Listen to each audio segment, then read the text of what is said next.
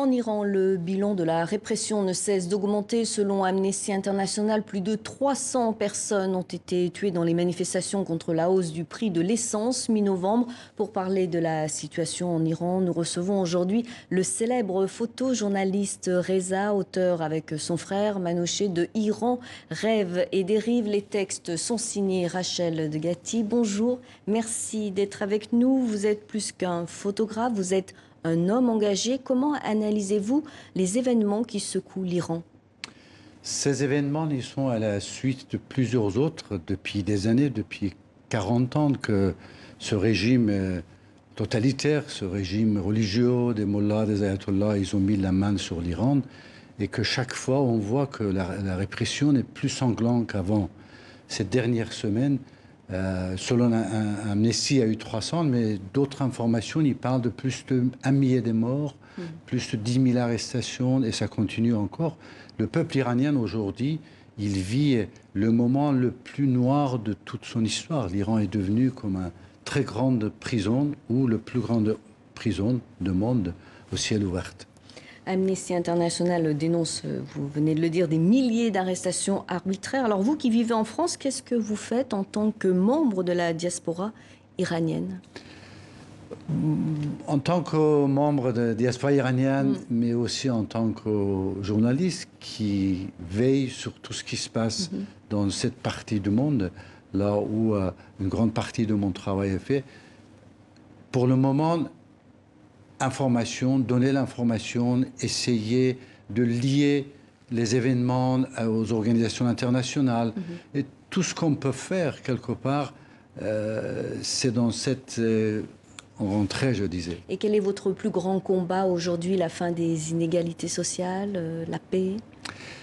Depuis ces 40 ans où j'ai dû quitter l'Iran à cause de mon travail. Oui, vous avez été contraint à l'exil, vous avez dû partir. J'ai suivi tous les autres événements qui est passé depuis Afghanistan, au Moyen-Orient, Afrique du Nord ou d'autres parties du monde. Et finalement, je pense qu'avec mon travail photographique, quelque part de montrer la réalité, ce qui se passe sur terrain dans l'ensemble de ça, que ce soit en Kurdistan, que ce soit en Afghanistan ou ailleurs, c'est une première pas que je peux mettre. Et quelque part, de créer aussi une empathie envers l'humanité. Ça aussi, c'est quelque chose qui me tient beaucoup au cœur. Vous êtes donc l'auteur avec votre frère de ce très bel ouvrage Iran, rêve et dérive. Pourquoi avoir choisi de raconter votre enfance, de parler de votre pays à travers des clichés et non pas une autobiographie? Pour vous, la photo, c'est une arme?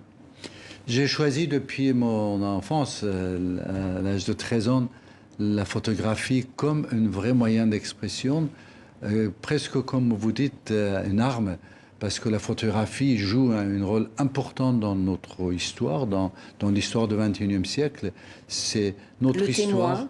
Être témoin de tous ces moments, déjà, en soi-même, c'était une première pas que je pouvais enlever. Ma vie personnelle, il y a une partie dans ce livre, mais en réalité, c'est pas important. L'important, c'est que je suis témoin d'une histoire, je suis témoin d'un moment historique, et à partir de ce moment, ça n'appartient plus à moi, ça appartient à l'histoire de l'humanité.